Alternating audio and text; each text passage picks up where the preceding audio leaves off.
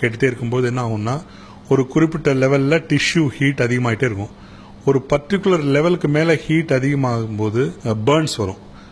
ரெண்டாவது அதே கரண்ட் இன்னும் கொஞ்சம் அதிகமாச்சுன்னா அங்க இருக்கிற திசுக்கள்லாம் இறந்து போய் அதுல இருந்து ரத்த கசிவோ இல்ல ரத்தத்து மூலமா அந்த கரண்ட் ஸ்ப்ரெட் ஆச்சுன்னா கார்டியக் அரெஸ்டோ இல்ல நரம்புகள்லாம் பாதிச்சு சில சமயம் இந்த கரண்ட் தண்டுவடம் மூளை முதலிய இடத்துக்கெல்லாம் கூட போகலாம். சார்ஜை போட்டுக்கிட்டு பேசுறதோ சார்ஜை போட்டுட்டு பாட்டு கேட்டுட்டு அதை பத்தி மறந்துடுறதோ படுக்கைக்கு பக்கத்திலேயே வச்சுட்டு சார்ஜை போட்டுட்டு அதை பத்தி மறந்துடுறதோ ஈவன் தோ அது மில்லி ஆம்ப்ஸ்ல இருக்கக்கூடிய கரண்டா இருந்தாலும் கரண்ட்டை ஜாகிரதையா ஹேண்டில் பண்ணாதான் உயிரிழப்பெல்லாம் இல்லாம தடுக்கலாம்.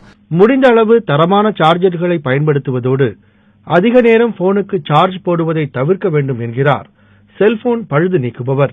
Original battery original charger use பண்ணா கூட அப்படியே சார்ஜர் போட்டுட்டு விட்டுறாதீங்க. கரெக்டா ஒரு 95% மேல எந்த போனுக்கும் சார்ஜர் போடக்கூடாது. அதே மாதிரி ஒரு 20க்கு கீழவும் விடாதீங்க.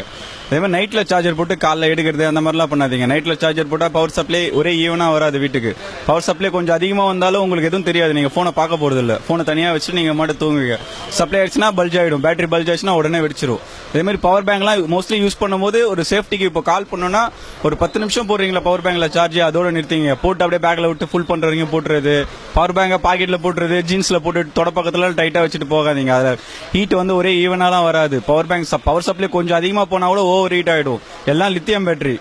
ஹீட் ஆச்சுன்னா என்ன ஃபர்ஸ்ட் ஹீட் ஆச்சுனாலே பல்ஜ் ஆயிடும். இப்போ வர எல்லா பேட்டரியுமே லித்தியம் பேட்டரி. பழைய பேட்டரிலாம் நார்மல் பேட்டரி. இப்போ வரதெல்லாம் அப்படி கிடையாது. இன்பில்ட் இல்ல விட்டுட்டான்.